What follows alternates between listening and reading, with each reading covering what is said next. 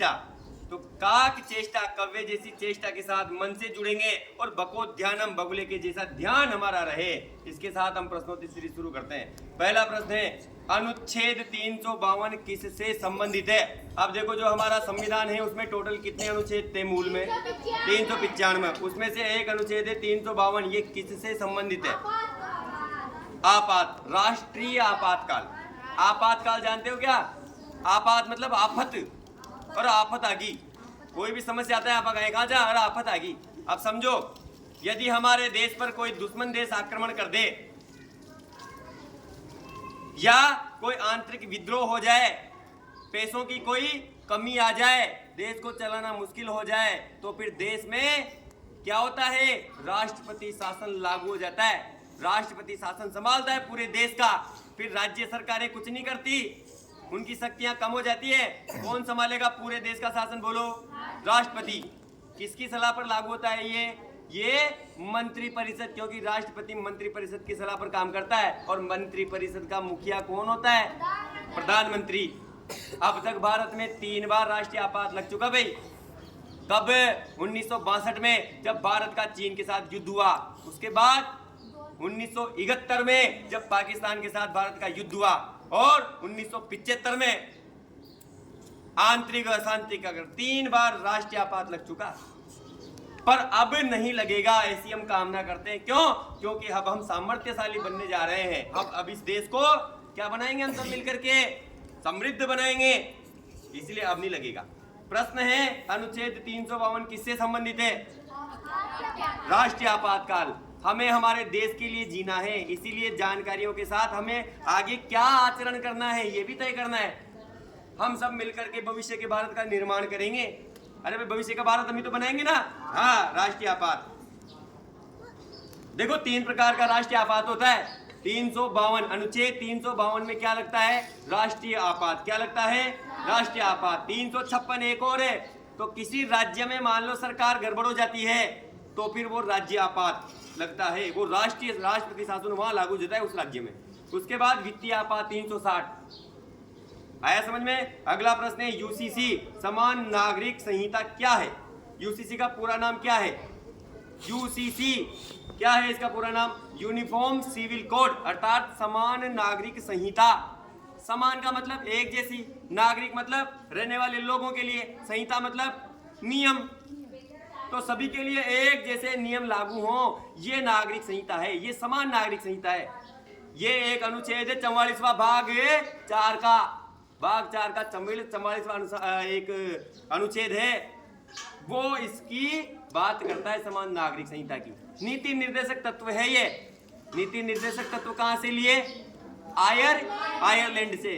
क्यों लिए? लोक कल्याणकारी राज्य की स्थापना के लिए। तो लोक कल्याणकारी राज्य कब बनेगा? जब भारत के सभी नागरिकों को एक जैसे क्या मिले? कर्तव्य मिले, सबको एक समान बनाया जाए। ये यूसीसी कहता है। आई समझ में? अगला प्रश्न है, भारत में किस शासन पद्धति को अपनाया गया है? बताओ। संसदीय। अमेरिका में राष्ट्रपति शासन पद्धति है।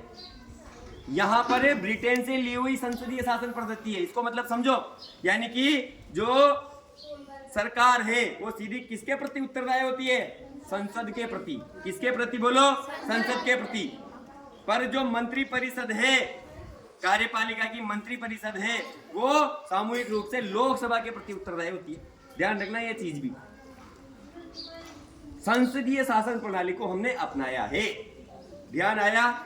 सबको समझ में आ रहा है ना? हम हमारा क्या चुनते हैं? सांसद। वो सभी सांसद मिलकर के क्या बनाते हैं? लोकसभा। क्या बनाते हैं? लोकसभा। और उस लोकसभा का जो नेता होता है वो कौन होता है? लोकसभा का पीठासीन अधिकारी यानी अध्यक्ष। और उस लोकसभा में जिस दल को बहुमत मिलता है वो सरकार बनाता है। वो सरकार का मंत्रिपरिषद का मुखिया होता है। ठीक है। अगला प्रश्न, विधानसभा की सर्वाधिक सीटें वाला राज्य कौन सा है? उत्तर प्रदेश। अब समझो, हमारे भारत में कितने राज्य हैं? 28। ये सीटों का बंटवारा कौन करता है? परिसीमन आयोग। केंद्र का परिसीमन आयोग। सीटें किसके आधार पर बनती है? जनसंख्या के आधार पर। किसके आधार पर बनती है? अब यहाँ महत्वपूर्ण बात हमें ये समझनी पड़ेगी, भारत का सबसे बड़ा राज्य तो कौन सा है? राजस्थान। पर सबसे ज्यादा जनसंख्या वाला राज्य कौन सा है? उत्तर प्रदेश। इसीलिए सबसे ज्यादा विधानसभा की सीटें उत्तर प्रदेश में है, और सबसे ज्यादा लोकसभा की सीटें भी कहाँ होगी? कहाँ होगी? जहाँ की जनसंख्या ज्यादा, उत्तर प्रदेश में। तो उत्तर प्रदेश में जो विधानसभा की सीटें हैं वो है 403। कितनी? 403। राजस्थान में कितनी? 200। और लोकसभा की जो सीटें हैं, कहाँ जो संसद के लिए जाते हैं सदस्य लोकसभा के, वो यूपी से कितने जाते हैं? 80। कितने बोलो? 80। और राजस्थान से कितने जाते हैं? राजस्थान से कितने जाते हैं? 10 तो राज्यसभा के लिए जाते हैं। विधानसभा के लिए, लोकसभा के लिए कितने जाते हैं राजस्थान से? 25। ताली बजाओ नमन के लिए। राजस्थान से 25। सर्वाधिक विधानसभा सीटों वाला राज्य उत्तर प्रदेश। कितनी सीटें बोलो? 403। बोलो 403। ध्यान रखना। अगला प्रश्न है, राजस्थान के प्रथम निर्वाचित मुख्यमंत्री कौन थे? टीकाराम पालीवाल। यानी जब चुनाव हुए ना, तो पहली बार 1952 में मुख्यमंत्री बनकर के कौन आए? टीकाराम पालीवाल। अब निर्वाचित शब्द आया है, अगर प्रश्न आ जाता है कि पहले मुख्यमंत्री कौन है, तो फिर हीरालाल शास्त्री। क्यों है? क्योंकि जब राजस्थान का गठन हो गया था 30 मार्च 1949 को, 7 चरणों में राजस्थान का गठन हुआ था, बृहद राजस्थान बना था। उस समय जो पहले मुख्यमंत्री नियुक्त हुए थे, कौन हुए थे? वो हीरालाल शास्त्री हुए थे। पर जब वोट पड़ने के बाद जनता ने जिनको चुना, वो थे टीकाराम पालीवाल। इन प्रश्नों को केवल रटना नहीं है, समझ के साथ हमें क्या करना है? हमारे अंदर इनको समाहित करना है, और जो परीक्षा आने वाले समय में होने वाली है उसमें क्या करना है? पास होकर के संसद तक हम सब चलेंगे, ऐसा संकल्प हमारा है। बोलो भारत माता की जय।